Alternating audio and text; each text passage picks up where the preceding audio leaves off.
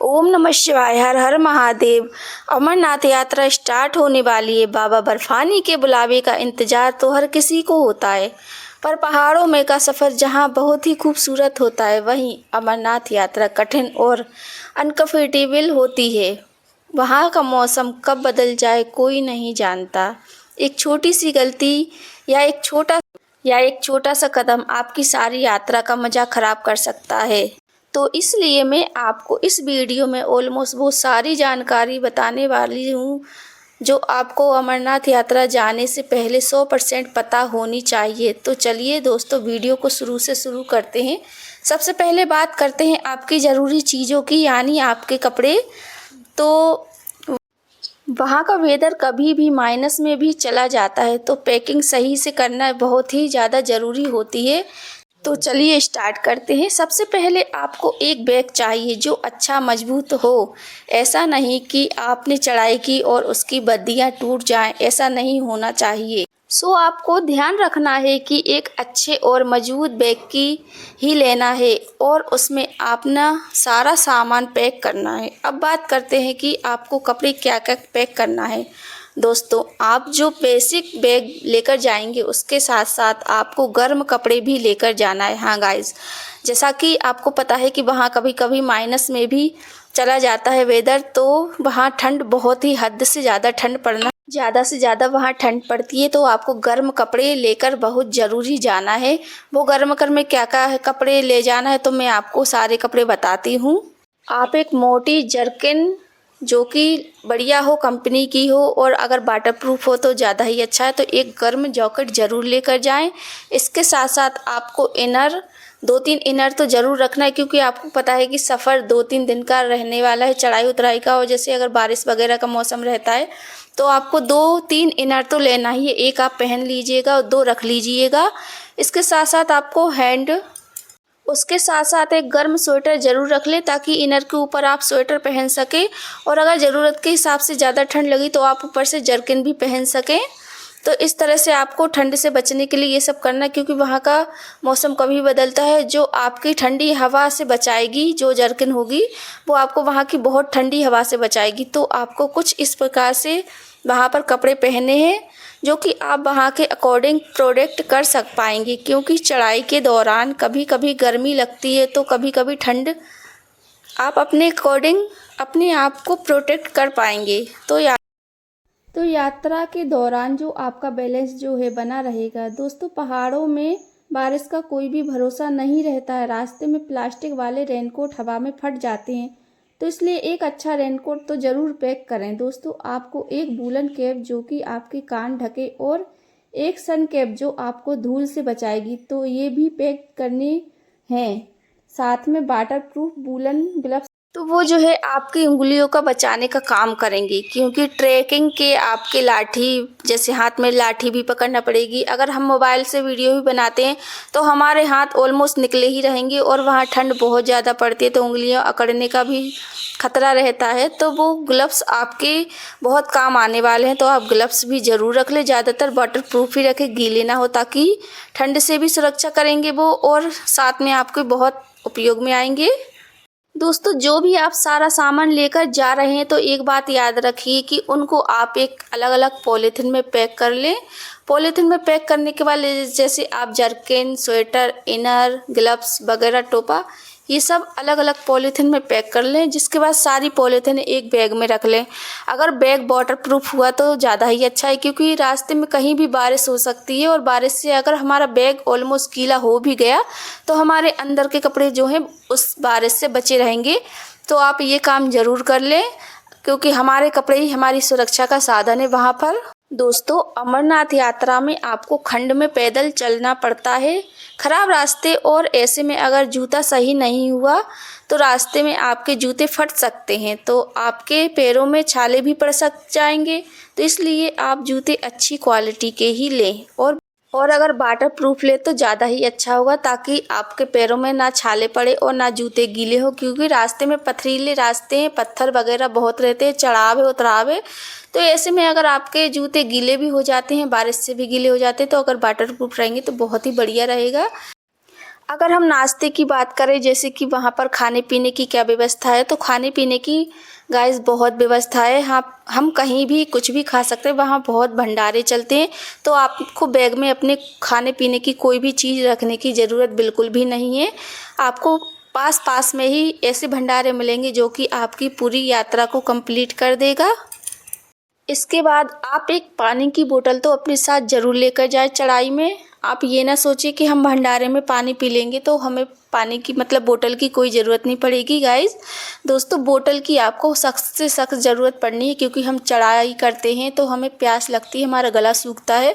तो हम 2-2 घूंट अगर पानी पीकर चलेंगे तो हमारी चढ़ाई में बहुत ज़्यादा आसानी होगी। तो आप एक पानी की बोतल भी ज़रूर रखें, चाहे छोटी रखें पर रखें। इसके बाद आप एक हाथ में आप चढ़ाई करें तो चढ़ाई के शुरुआत में ही जो चंदनबाड़ी आती है, वहाँ से आप एक लाठी अपने लिए ज़रूर खरीद लें। आप ये ना सोचें कि हम आगे ले लेंगे, आगे कोई साधन नहीं होता है, कोई पहाड़ों में कोई दुकानें नहीं है। तो आप शुरुआत में ही एक लाठी अपने लिए ज़रूर ले लें, ताकि आपकी यात्रा आसान हो सके। लाठी से बहुत ज़्यादा आसानी से चढ़ाई हो जाती है, तो आप एक लाठी भी ज़रूर रखें अपने लिए। तो हमारी यात्रा शुरू होती है पहलगांव से। पहलगांव से चंदनबाड़ी 16 किलोमीटर है। 16 किलोमीटर के बाद चंदनबाड़ी के बाद आता है शेषनाग, जो कि 15 किलोमीटर है गाइस। इसके बाद शेषनाग से पंचतरणी, जो कि आता है 11 किलोमीटर बाद। इसके बाद 6 किलोमीटर है अमरनाथ भगवान जी की गुफा, बाबा बर्फानी जी की गुफा। तो कुल ये 35 किलोमीटर की जो चढ़ाई है, हमें 2-3 दिन कंप्लीट हो जाते हैं चढ़ाई करने में। इसके बाद वापस आप बालटाल से आ सकते हैं। तो चलिए चलते हैं और हम अपनी चढ़ाई प्रारंभ करते हैं। और देखिए, मैं आपको सारे रास्ते दिखाऊंगी, कैसे पथरीले रास्ते हैं, कहाँ से हमें कैसे चढ़ना है, कैसी। तो मैं यहाँ पे जो चढ़ाई कर रही हूँ, ये चंदनबाड़ी से 3 किलोमीटर की खड़ी चढ़ाई है जो आप देख रही हैं। ये शुरुआत में ही शुरुआत की खड़ी चढ़ाई है। अगर आपने इसे पार कर लिया तो आपको आगे कठिनाई नहीं होगी। ये प्रथम चढ़ाई है चंदनबाड़ी के बाद की, और ये सांप के आकार की चढ़ाई है, आप देख सकते हैं। और इसमें हमें पूरी सावधानी से चढ़ाई करनी है। और अगर वेदर देखे, नीचे से देखिए गाइस, ऊपर से नीचे का बिल्कुल खड़ी चढ़ाई है। आपको ये आराम से पार करनी है, धीरे धीरे पार करनी है। ऐसा नहीं आप दौड़ लगाएं या फिर जल्दी जल्दी चले। जल्दी जल्दी चढ़ने में क्या है कि सांस फूल जाती है हमारी और हमें चढ़ने में दिक्कत होती है। तो आप बिल्कुल आराम से रुक रुक कर अपनी चढ़ाई कर सकते हैं, कोई दिक्कत नहीं होगी। और बाबा बर्फानी का नाम लेते हुए जाएंगे तो ज़्यादा आसानी होगी, क्योंकि बाबा बर्फानी जब मन में श्रद्धा है तो वो हमें पार जरूर लगाएंगे। 3 दिन की चढ़ाई हो सकता है हम 2 दिन में कंप्लीट कर ले। और आगे खाने पीने की क्या व्यवस्था है, रहने की क्या व्यवस्था है, कैसा रास्ता है, पथरीला है, कीचड़ वाला है, कैसा है, कैसे पुल है, मतलब मैं सब आपको बताऊंगी। तो बने रहिए मेरी ब्लॉग में। दोस्तों, अगर मेरे चैनल पे नए हो तो प्लीज़ मेरे चैनल को सब्सक्राइब जरूर कर लीजिएगा। और मैं 2021 में गई हुई थी अमरनाथ यात्रा के लिए, तो ये वीडियो मैं अपनी नॉलेज से बना रही हूँ, मुझे नॉलेज है। और मैं 2021 के पहले केदारनाथ की यात्रा भी कराई हूँ, तो मैं ज़्यादातर घूमती रहती हूँ, तो मुझे आइडिया है पहाड़ों का कि हमें कैसा कहाँ क्या करना है।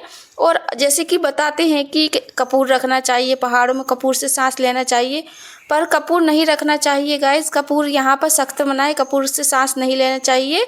हो सके तो आप एक ऑक्सीजन की बोतल ज़रूर अपने साथ रखें। और हम पहुँच गए हैं पिस्सू टोपन पर। सबसे टॉप का ये नाम है इसका, पिस्सू टोपन। जैसे कि हम इतनी लंबी चढ़ाई करते हैं और पिस्सू जैसे कि काटता है हमें रेंगने जैसे, मतलब उसी प्रकार की हमें जलन होती है, पसीने से चुभते हैं शरीर में, मतलब। और यहाँ आकर पिस्सू टोपन का इसको नाम दिया गया है। तो हम अभी रुके हैं पिस्सू टोपन पर, और यहाँ आपको खाने पीने की कोई भी समस्या नहीं होगी। अगर आप बाहर से लेते हैं दुकानों से तो आपको पैसा देना पड़ेगा, ना कि यहाँ पर बाकी बहुत सारे भंडारे चलते हैं। तो आप यहाँ पर खा पी सकते हैं, थोड़ा बहुत रेस्ट कर सकते हैं, लेकिन ज़्यादा रेस्ट नहीं करना चाहिए। खड़े खड़े ही ज़्यादा रेस्ट करें। अगर आप बैठ गए तो आपको इच्छा नहीं होगी उठने की, तो आप ज़्यादातर हो सके तो खड़े खड़े ही थोड़ा बहुत 5-10 मिनट का रेस्ट करें अगर आप ज़्यादा थके हो। वरना आप धीरे धीरे अपनी चढ़ाई करते रहे, क्योंकि आपको 2 बजे तक शेषनाग तक पहुंचना है। जी गाइज, अगर आप शेषनाग तक 2 बजे तक नहीं पहुंचे तो आपको शेषनाग से आगे नहीं जाने दिया जाएगा। शेषनाग पे ही आपको रोक लिया जाएगा और वहीं पर आपको रात में रेस्ट करना पड़ेगा। तो हमारे लिए ये ज़्यादा सही रहेगा कि हम 2 बजे तक शेषनाग, 2 बजे के पहले ही शेषनाग का जो चेक पोस्ट है वो हम पार कर लेंगे, तो हम आगे पहुंच सकते हैं शाम तक, रात तक। तो आप कोशिश ज़रूर कीजिएगा कि आप 2 बजे के पहले शेषनाग चेक पोस्ट पार कर ले। और ये देखिए भंडारा, तो आप यहाँ आपको कुछ भी खाना हो, जो भी खाना हो, यहाँ हर चीज़ की व्यवस्था होती है। और दूर दूर से आते हैं लोग यहाँ पर भंडारा करते हैं और हमें बुला बुला कर बोलते हैं कि आओ हमारे यहाँ खाओ, आओ हमारे यहाँ खाओ। बहुत ज़्यादा यहाँ सत्कार होता है यात्रियों का, यहाँ सेवा होती है यात्रियों की। तो हमने थोड़ा सा यहाँ पर नाश्ता किया, हल्का फुल्का ही खाना। अगर पेट भर के आप खाएंगे तो आपको आगे चल के बहुत ही ज़्यादा दिक्कत होने वाली है। क्योंकि गाइस एक बार मेरे साथ हुआ था ऐसा कि मैंने केदारनाथ की चढ़ाई की थी और हमने नीचे तो थोड़ा बहुत खाया था, लेकिन ऊपर 2-3 किलोमीटर बचा था। तो हमने सोचा कि थोड़ा मतलब खाना वगैरह खा लेते हैं, तो हमने वहाँ पराठे बनवाए और खा लिए थे। तो हमारे साथ ऐसा हुआ था कि हमें 3 किलोमीटर की चढ़ाई भी बहुत ज़्यादा लगी थी। तो मैं अपने नॉलेज से बता रही हूँ गाइस कि आप हल्का फुल्का ही खाएं, ज़्यादा पेट भर के बिल्कुल भी ना खाएं, क्योंकि आपको चढ़ाई में आगे बहुत ही ज़्यादा दिक्कत हो सकती है। तो आप पानी पीते रहें थोड़ा थोड़ा रास्ते में और चलते चलते रहें धीरे धीरे, क्योंकि आगे आपको अभी ज़्यादा खड़ी चढ़ाई नहीं है, बिल्कुल सीधी सीधी चढ़ाई है। तो आप आसानी से चल सकते हैं।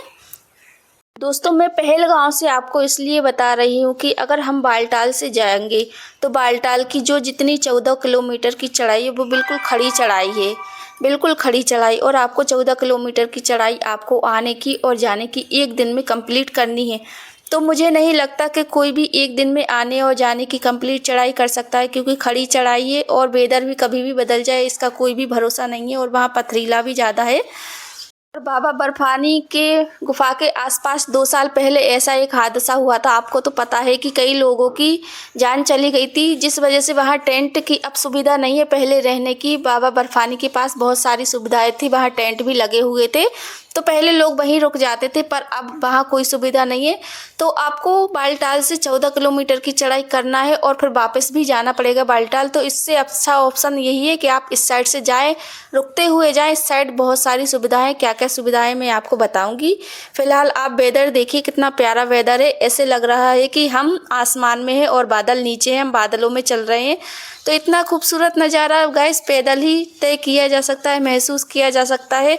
और चलने से हमारी जो महसूस यात्रा है वो हम यात्रा महसूस कर सकते हैं। अगर आप घोड़ा खच्चे या पालकी करेंगे तो आपको इतना मज़ा नहीं आएगा जो आप पैदल यात्रा में कर सकते हैं।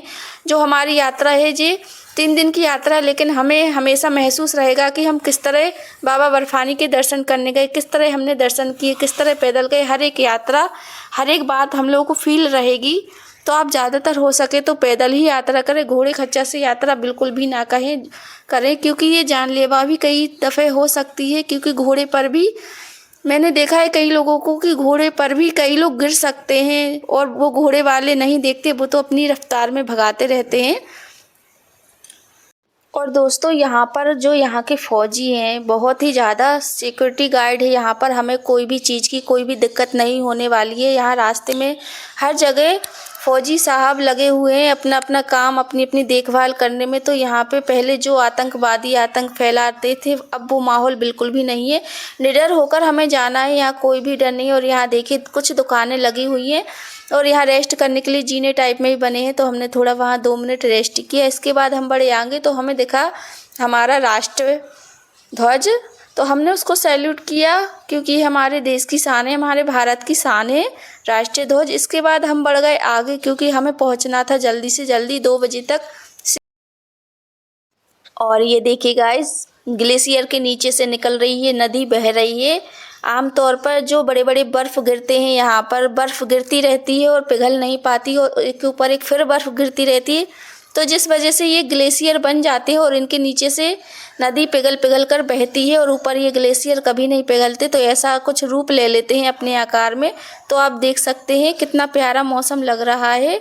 तो लाइफ में एक बार तो आना बनता है, एक बार बाबा बर्फानी के दर्शन करना तो बनता है सबके लिए। सबको लाइफ में अपनी एक बार दर्शन ज़रूर करना चाहिए, ज़रूर ट्रैकिंग करना चाहिए, ज़रूर। हाँ, माना कि ये भारत की सबसे कठिन यात्रा है, सबसे दुर्लभ यात्रा है, लेकिन इस यात्रा में जो आनंद आता है, जो महसूस होता है वो। ये देखिए गाइस, कुछ रास्ते ऐसे भी हैं, क्योंकि यहाँ पानी कभी भी गिर सकता है और रोड बनती है और बह जाती है तुरंत। तो यहाँ पत्थरों से सैनिकों ने हमारे लिए निकलने के लिए रास्ता भी बना है जो कि साइड से निकल रहे हैं और बीच में कीचड़ भी है। तो हमें इस तरह से थोड़ा अपनी सावधानी से आना है, क्योंकि कहीं भी पथरीला है, कहीं भी कीचड़ है। तो ज़्यादातर हो सके तो हमें अच्छे ट्रैकिंग वाले जूते ही पहन कर आना है, तो कि हमें आसानी में बहुत ज़्यादा आसानी होगी। और यहाँ पर देखिए हमारे लिए फिर एक भंडारा, लेकिन हम आगे खाकर आए हैं तो हमें यहाँ भंडारे में रुकने की कोई ज़रूरत नहीं है और हम सीधे आगे बढ़ चलते हैं, क्योंकि हमें जल्दी से जल्दी पहुँचना है शेषनाग। हम निकल रहे हैं और झरना बह रहा है। कितना खूबसूरत व्यू है गाइस, बहुत ज़्यादा खूबसूरत है, जो मैं आपको शब्दों में बयां नहीं कर सकती। और देखिए हमें यहाँ से बिल्कुल खड़ी चढ़ाई करके और वहाँ तक पहुँचना है। सामने हम इतनी चढ़ाई करके आ चुके हैं, देखिए गाइस नीचे से, और हम इतने ऊपर तक आ चुके हैं और अभी इतना ही और चढ़ाई करनी है। जिसके बाद देखिए कितना सुंदर प्यारा और मनमोहक दृश्य है। और यहाँ देखिए आगे ग्लेशियर दिखा मैं दूसरा। और ये देखिए गाइस हम लोग शेषनाग झील तक पहुँच चुके हैं और अभी 1 ही बजा होगा और हम लोग शेषनाग झील तक पहुँच चुके हैं। ये शेषनाग झील यही झील है जहाँ पर महादेव ने अमरनाथ कथा सुनाने से पहले माता पार्वती जी के साथ आए थे और शेषनाग भगवान को इसी झील में छोड़ा था। तो यहाँ के लोग कहते हैं, मतलब मानता है कि जैसे पहाड़ की जो परछाई होती है इसमें शेषनाग की तरह दिखती है और इसमें कभी कभी शेषनाग के दर्शन भी होते हैं परछाई के तौर पर। तो आप भी दर्शन कीजिए शेषनाग झील के। और ये बहुत ही खूबसूरत झील है जो आपको मोबाइल में दिख रही होगी, पर सामने से ना बहुत ही ज़्यादा चौड़ी और लंबी झील है। और यहाँ पर वैसे नहाने धोने की मतलब अनुमति नहीं है, पास जाने की अनुमति नहीं है, तो हम लोग दूर से ही दर्शन करते हैं। और शायद ये शेषनाग ही दिख रहे हैं, तो आप भी दर्शन कीजिए शेषनाग के। तो इसीलिए इस रास्ते की मान्यता इसलिए ही है क्योंकि हम ये सारे व्यू देखते हो जाए जो आपको बालटाल रोड में नहीं मिलेंगे। तो आप ज़्यादातर हो सके तो इसी से आए। देखिए शेषनाग जी दिख रहे हैं झील में, तो आप भी दर्शन कर लीजिए। और शेषनाग झील से बेस कैंप थोड़ी ही दूर पर है, तो हम जल्दी से जल्दी चलने की कोशिश करते हैं। ये देखिए गाइस अभी हमने 32 में से केवल 12 किलोमीटर की चढ़ाई तय की है और गुफा भी बहुत दूर है, तो चलते चलते ही जाना है हमें अपना। और अभी हमने शेषनाग जो कैंप होता है वो हमने पार कर लिया है, तो अब हमें आसान थोड़ा धीरे धीरे ही चलना है, लेकिन रात होने से पहले हमें अपने ठिकाने तक पहुंचना है, जो कि हम आसानी से रहने का देख सके कि हम कहां तक पहुंच सकते हैं अंधेरा होने से पहले। तो मैं आज की ब्लॉग यहीं ख़त्म करती हूं गाइस, मिलूँगी तीसरे पार्ट में, जो कि मैं आगे की चढ़ाई आपको बताऊंगी कि कैसी होनी है, कहाँ हम रुके हैं, कहाँ हमने खाया पिया है। तो आज की वीडियो में इतना ही। अगर वीडियो अच्छी लगे तो लाइक शेयर कमेंट ज़रूर करें और अपनी बहन को सपोर्ट भी ज़रूर करें। और हो सके तो 2026 में यात्रा करने की कोशिश ज़रूर करें, रजिस्ट्रेशन ज़रूर करवा लें आप अपना। तो राधे राधे, जय भोलेनाथ, जय बाबा बर्फानी। भूखे को अन्न, प्यासे को पानी, जय बाबा बर्फानी।